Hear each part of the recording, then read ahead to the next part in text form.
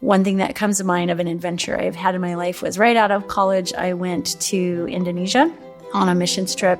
And it was supposed to be this bicycling missions trip. And in the island of Sumatra is pretty opposed to Christianity.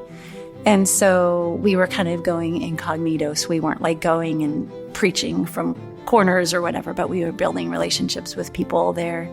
And the second day there, we went on this practice bike ride there. We'd been training, for weeks and weeks back home. But I was borrowing someone's bike in Indonesia, and we went in at night and we did this really cool bike ride, and we were coming down a hill.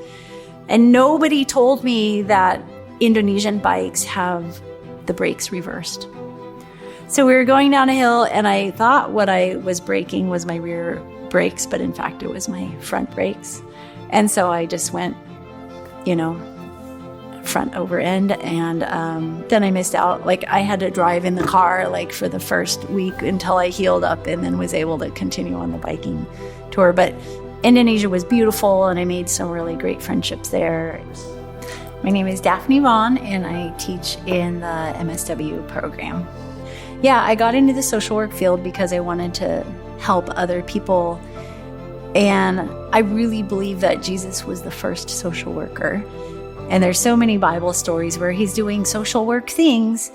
And to me, there's this Bible verse in Isaiah 61, there's those verses that talk about binding up the brokenhearted and preaching good news to the poor. And those fit so well with what I do as a social worker and what I teach now as a professor of social work.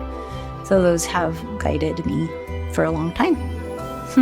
I would want to tell students who are taking me for the first time, please just contact me. I love meeting with students. I want to hear your emails. I want to hear your questions. I can be really flexible if I know what you're going through.